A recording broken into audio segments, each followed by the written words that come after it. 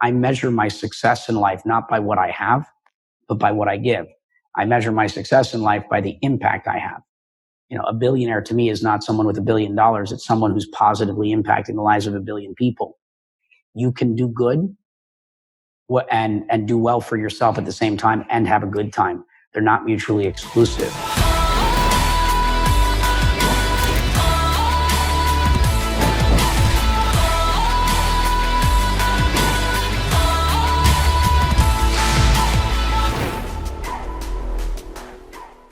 Welcome to another episode of The Confident Investor. Today I'm here with Brock Pierce. He's an entrepreneur, venture capitalist, and cryptocurrency investor.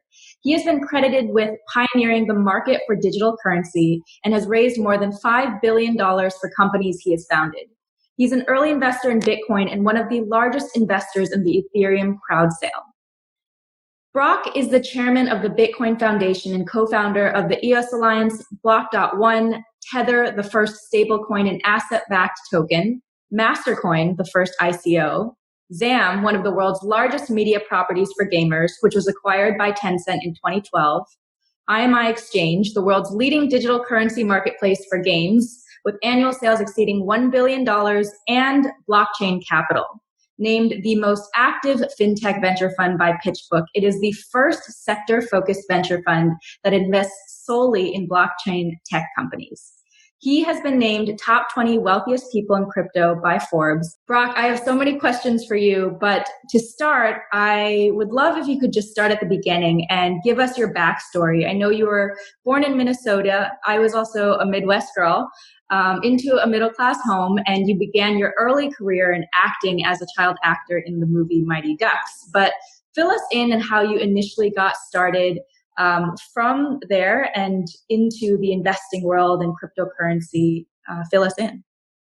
Yeah, so as you mentioned, I grew up in Minnesota, and I ended up as an actor. And I was able to make my first movie at the age of 10 because Disney came to Minneapolis to film Mighty Ducks. And I booked the role of the main character, Gordon Bombay, or Emilio Estevez in the flashback scenes. That brought me to California, to Los Angeles, where I made a bunch more movies. One that's relevant to what I'm doing now was called First Kid, where I played the son of the President of the United States of America with Sinbad as my Secret Service agent. And at that point, now I'm starring in movies. And I started acting at the age of 3. And so I asked myself when I'm 15, 16, is this what I want to be doing? Is this my calling?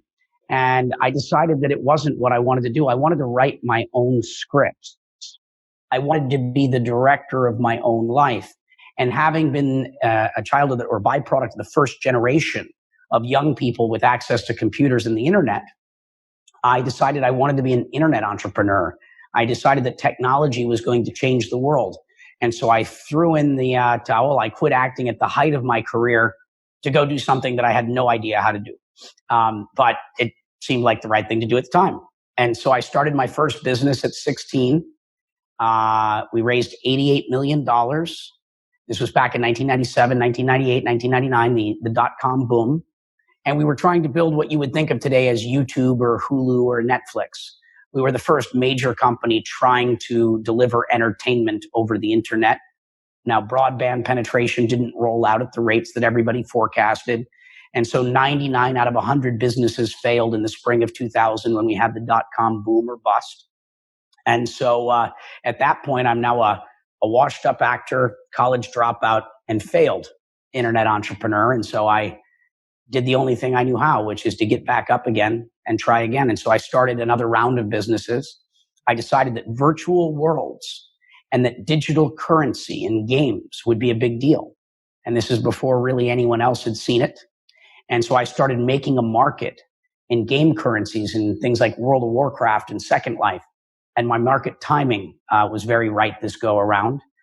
In my 20s, I built up a supply chain of about 400,000 people that played video games professionally to mine digital currencies that I would sell all over the world.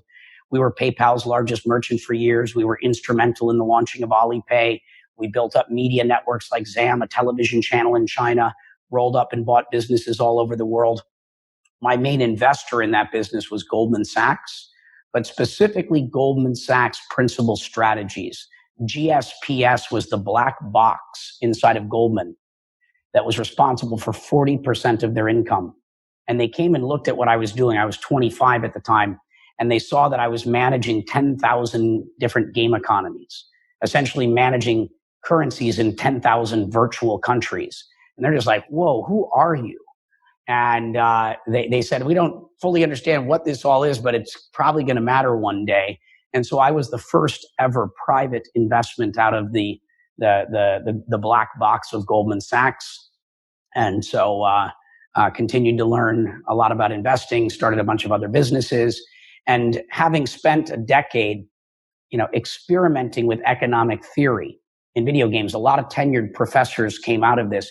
Because if you really wanted to experiment with economic theory, you can't really do it in the real world. Because if you make a mistake, the impact could be drastic. And so game economies, virtual countries, virtual worlds were a very interesting place to experiment. And so after 10 years of doing that, a bunch of us decided to see if we could take these same concepts and apply them to the analog world, to apply them to call it the real world. And that's what we've done with Bitcoin and other cryptocurrencies and with blockchain technology generally. Got it. So, right now it's easy to look in hindsight and everyone talks about, oh, I had a couple Bitcoin here and there and I wish I had invested, but you were clearly ahead of the trend. What is it about the entire cryptocurrency industry and Bitcoin in particular that got you excited early on? Like, what did you see that you think others might have missed? Well, for a decade prior to Bitcoin, I was the largest virtual currency sort of entrepreneur in the world. And so it was kind of an obvious next step or evolution for me. And so I had that advantage, right? I had that pattern recognition that allowed me to see how something like this could be impactful. But it's also understanding what the real philosophical sort of view of this technology is. The idea is, how do we create financial inclusion in the world? How do we create more transparency in the world? How do we drive more efficiency, in the world? How do we create more resiliency in the world? When you start to understand the implications of the technology and the potential positive impact that it can have on our civilization, our society, ultimately in our governance, it gets really excited. Most people show up in the beginning, seeing an opportunity to make a buck, right? They come with, greed in their minds. But as you start to understand what this can do to make the world a better place, you eventually, you start to realize that we have the power to really change the world. And I think that this is one of those technologies that will drive it. Were you already thinking like that from the very beginning? I think the answer is yes. I've always been a kind of a big thinker. I'm on the forefront of innovation. I'm typically doing things that no one has done before, which requires a fair amount of out of the box thinking. It requires seeing beyond reality in its present form. And so I've obviously grown in these views. And so look at the things that I did in that space. So I was one of the key players in putting together the Mastercoin Foundation and project, and founding board member in these things. Mastercoin was the first ever ICO, and ICOs are changing capital formation, much in the same way that the Jobs Act has. It's allowing believers, people that believe in ideas, to get involved early on and to be contributors. I refer to the ICO as an initial community offering. It's allowing the community to be a participant on the ground floor. And I think that that's the future. I think ultimately we're going to change the architecture of, the relationships between stakeholders, whether you're the customer, the shareholder, or the employee. I think that we're changing that concept. What we did with Tether, creating the first stablecoin, putting together the digital dollar, that digital dollar is doing $10 trillion a year in transactional volume. And this is another thing that we invented. Governments around the world are using that framework to enhance their currencies, their central bank currencies, using technology. China in particular has created the Chinese digital yuan using our idea. And so these things are making a big impact, and it's stuff that no one had ever done before. BCAP, we created the first ever security token, which is going to change the world of securities and stock markets and debt and efficiency and transparency and trading, all sorts of stuff. I mean, the impact that's going to have globally is something we just haven't seen yet. But normally the stuff that I do, it takes about 5 to 10 years for the world to really understand what we've done and to really measure the impact. I'm trying to run ahead of the pack. Mm-hmm. I mean, it's clear that you are an out-of-the-box thinker. I think a lot of our listeners are first-time or amateur investors and really trying to hone their skills or hone their approach to investing. So if you had to break down, for that sort of audience, just your thought process as you approach different opportunities and new opportunities that you hadn't seen before, how would you explain that? Well, I would encourage everyone to focus on the things that you're passionate about, focusing on the things that you care about, the stuff that you're curious about. I wouldn't have making money be my primary focus or your primary focus. As the Japanese, and I often like to tip my hat to Satoshi, one of my favorite Japanese words is ikigai. And ikigai is a Venn diagram where it's figuring out what you're good at, what you're passionate about or what you love, and what the world needs. And the intersection of that is finding your life's purpose. And what I find when you are doing things that you enjoy and that you're good at, you eventually become very, very good at that thing. And you'll eventually probably do well and end up making a lot of money because it doesn't even feel like work.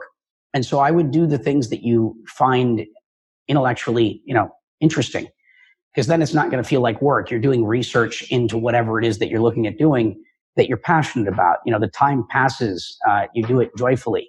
And so I would encourage people not to have money be the focus, but becoming great at whatever it is that you're going to do and doing things that you enjoy, and the money will usually follow. And I know that's different than what most people would tell you, but I think that, and even if you don't make the money, you enjoyed yourself. So you have that consolation prize. At what point did you start gaining confidence as an investor? Well, I really just pursue the things I care about.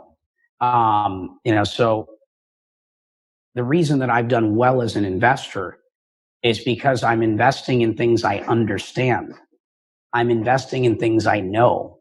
I'm investing in things I believe in, where I have conviction. I'm not following others. I'm forming my own opinion because I've done the work, and that's, again, what I would encourage people to do. Don't let others, tell you where to invest.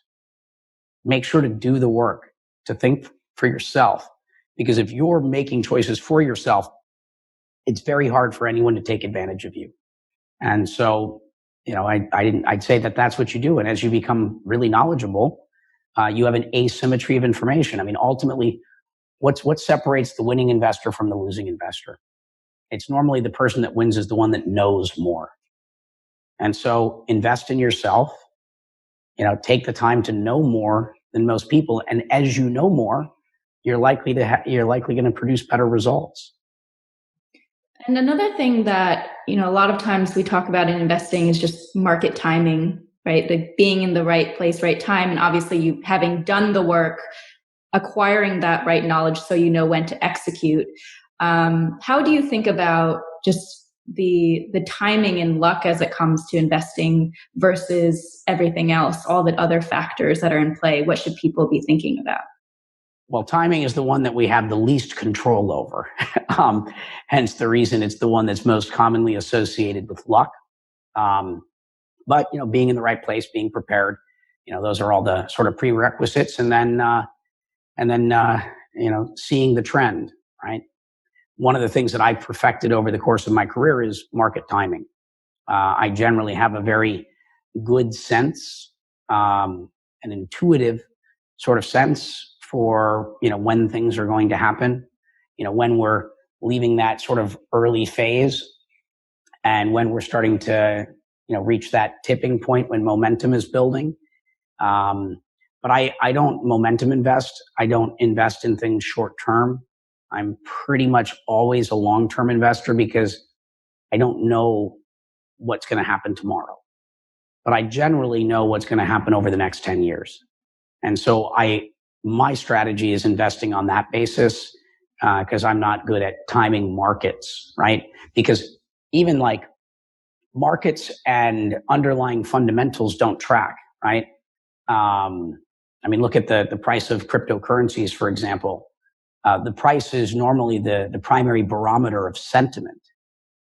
Even though the fundamentals might be all up and to the right, the price is dropping like a rock. They're not necessarily connected. And so getting those things right can be a little difficult, but generally sell high, buy low, are basic things, generally encouraging people to take liquidity, take some chips off the table when you've done well, to make sure that you are positioning yourself, for the future, and not just how do I make as much as I possibly can now, try to implement some restraint, some fiscal responsibility. These are the things that will serve you in the long run. Try not to gamble. As a professional investor, this is something that you for a long time, you did it full time. You were constantly learning about the industry. How would you, what sort of recommendations would you give to someone who's even trying to figure out the amount of risk they're willing to take when it comes to investing in private markets? Well, it's a process, right? You're investing in yourself. You're investing in your future. And so don't take risks that you can't afford to lose unless you're really young. The reason why so many young people end up starting these really successful tech companies is because they can afford to take the risk. They don't have a mortgage. They don't have kids, they don't have a spouse. And so they can afford to take more risk, and therefore they end up being a part of, more of those successful projects. But in general, don't take risks you can't afford. Try to be, mindful, and think about your life, in a big picture. And it's not just financial investing. It's your most precious resource is your time. How do you invest it and choose it wisely? You only have so much time. And so whatever you choose to do, try to become the best you possibly can at that thing. If it's this one area of investment that you're focused on, make sure that you can sit down with the smartest people in the world in that particular area of focus and hold your own. That's when you're really ready to excel. And try not to just keep running around to whatever the next hot thing is. Try to be focused and be dedicated to whatever it is that you do. Be tenacious. These are the traits that produce, very successful people in whatever their field. And so, be focused in whatever it is that you choose to do. Become great at that thing. Make sure it's something that you enjoy doing, or what's the point? Money at the end of the day does not make you happy. So make sure that you're doing things in a balanced way, and don't take risks you can't afford. Awesome. Yeah, a lot of times we hear just similar advice, but I think it's always worth having those reminders over and over again, because it is so easy to veer off track and chase the trends. So if we look at your investing history, I would just be curious, from your perspective, what do you think, what would you consider to be your most successful investments? And could you walk through your thought process that led you to make those investments? Well, the level of success, that's financial returns that have occurred in the crypto markets I've done well prior to this, but you can't really compare the multiples. Obviously Bitcoin has been a phenomenal investment for anyone that, started investing years ago. If you were in Bitcoin in 2009, 10, 11, 12, 13, 14, 15, I mean, you've done very, very well. 16. Ethereum obviously is another one of those projects that's done extraordinary. There's a handful of other projects like that. On an equity basis, Block.one obviously was a huge success. We took in $4.2 billion in our ICO, making it the most well-funded startup in the history of the world.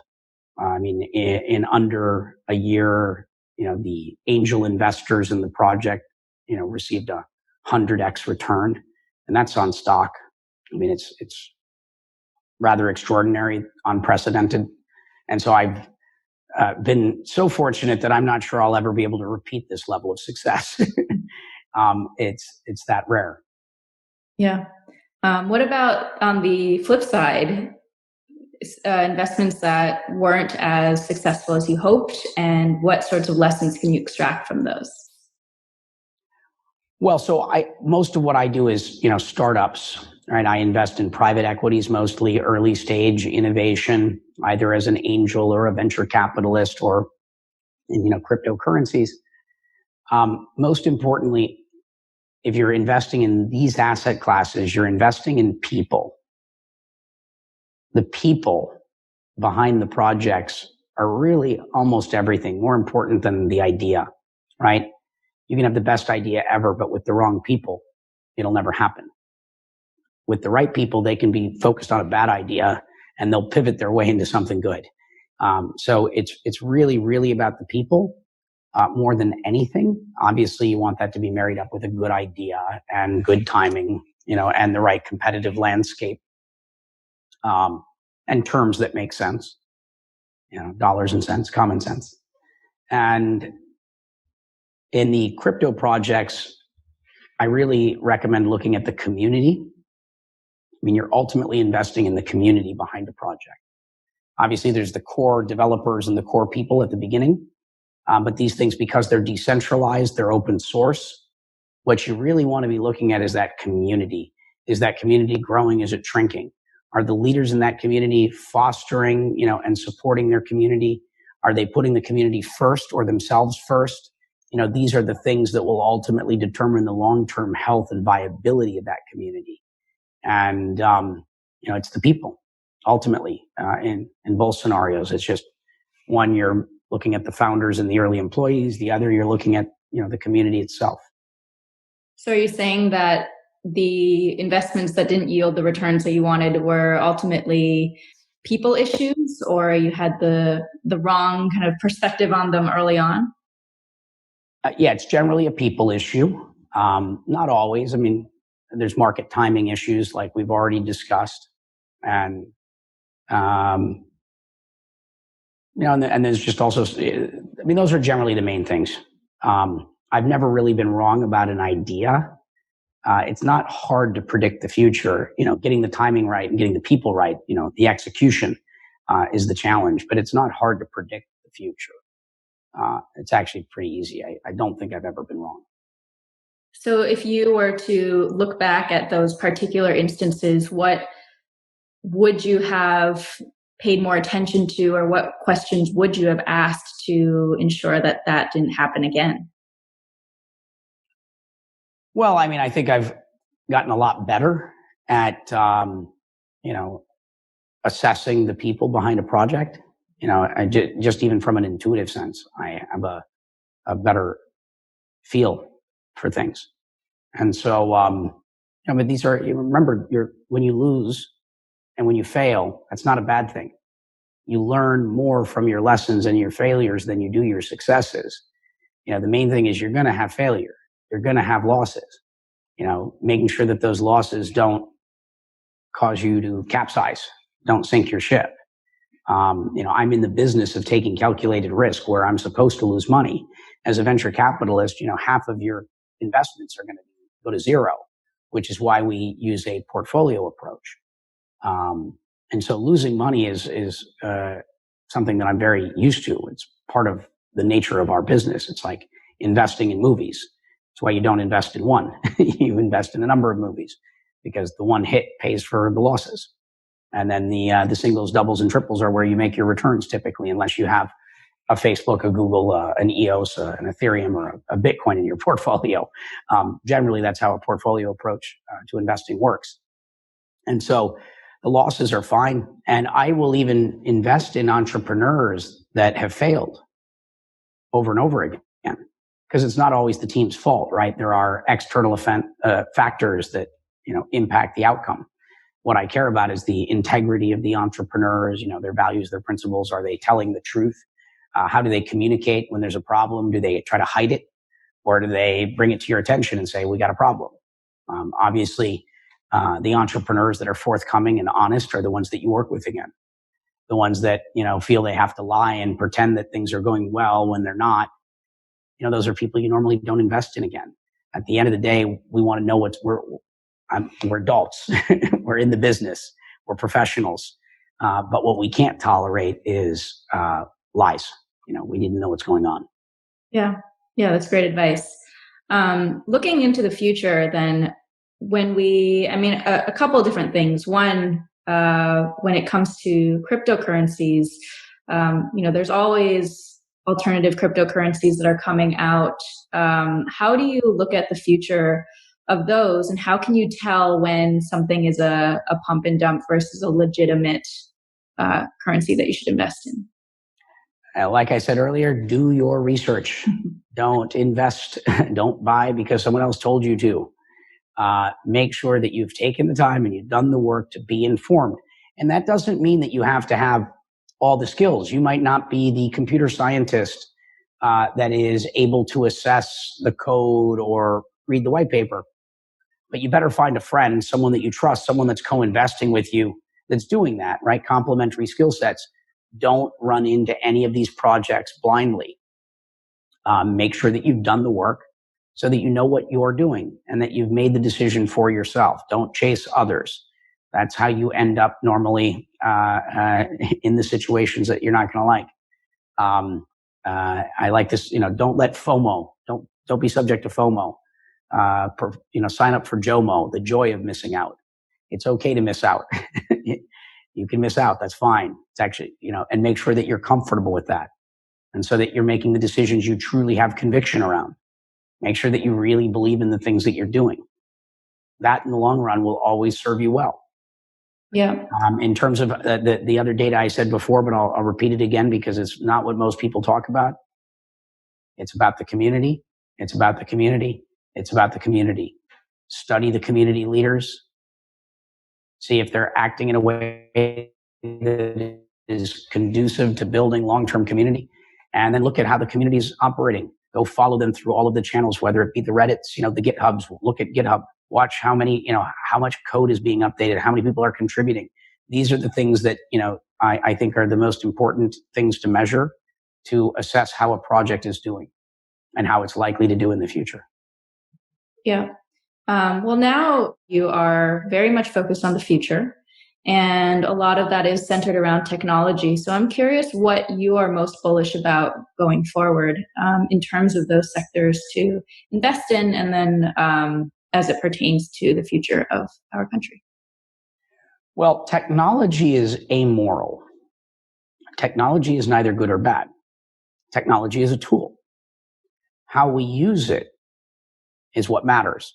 And so technology is changing the world faster and faster with all the things coming from blockchain. But take that with artificial intelligence coming online, robotics, automation, all of these things coming together are going to create a very different world than the one we live in right now. And it's going to happen quick. Technology is going to replace a lot of jobs. And not just service jobs, from stockpickers to lawyers to surgeons, right? It's going to impact everyone to some extent, and probably a large extent for almost all of us.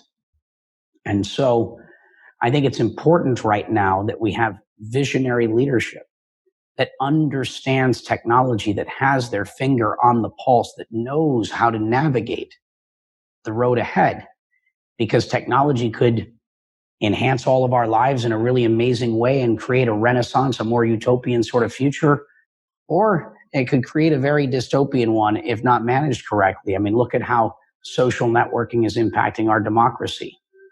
And so I'm very concerned. I'm very concerned about the state of our nation. I'm very concerned about our collective future. I want to go back to the question around what you're bullish on in terms of industries going forward and what individuals can do to invest with their wallets to move things forward. Well, this isn't just for investors. This is, I think, for all Americans and everyone everywhere, really. But every time you transact, every time you take out your wallet, you are giving power to something. You are empowering something.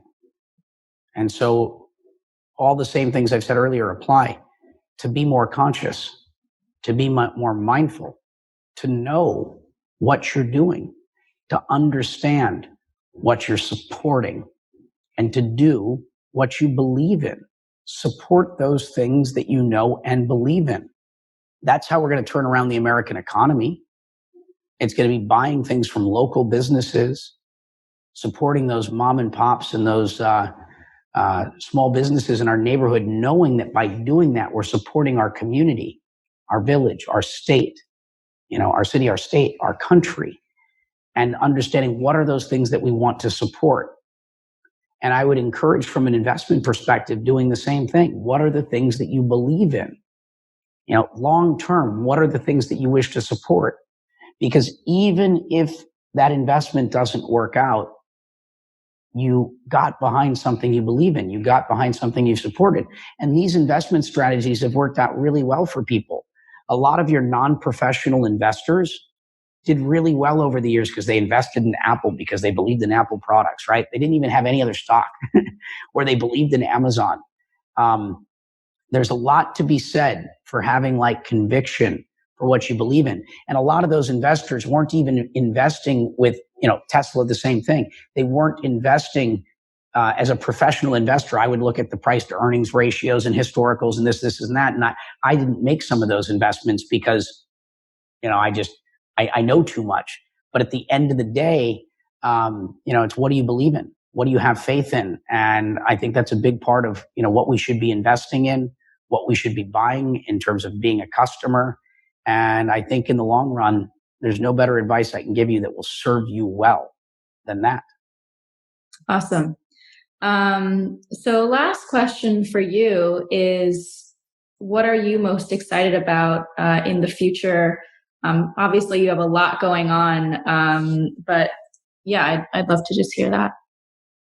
Well, so I'm an impact investor, right? I don't invest in things that just make money. That doesn't really interest me. If someone's like, "Oh, I got the greatest deal ever. Look at how much money we can make." I'm like, "Yeah, I'm busy." But if there's an opportunity to make money, I obviously care. I'm a steward of capital. I consider myself a custodian of the resources I have. I want to know, what is the intention of the business? What's it going to do? How is it going to make the world a better place? Because there's more good investment opportunities out there than there is time in the day. And so I choose to eliminate everything from my plate that is not something that I think is long-term going to benefit us societally. And so I'm, looking at, things around agriculture and food that will improve our health and be more sustainable and treat animals with more, care and more respect of their lives. And, I look at, how can I make an impact? I measure my success in life not by what I have, but by what I give. I measure my success in life by the impact I have. A billionaire to me is not someone with $1 billion. It's someone who's positively impacting the lives of 1 billion people. You can do good and do well for yourself at the same time and have a good time. They're not mutually exclusive. And that's where, you've really mastered the game, when you've figured out how to do all of those things at once. And I think a lot of the advice that I've given you here today will help you figure that out. It's remembering to, invest in and focus on projects that you believe in. things that you're passionate about, things that you love, things that you're good at. When you start to make these things your focus, you'll find that you will likely become even more successful because you've created the perfect storm, the perfect environment for your best life, for your best success. Remember to focus on the real prize, which is, the journey, not the destination. It'll serve you best in the long run. Awesome. On that note, thank you so much, Brock, for joining us on this conversation. Thank you so much for having me.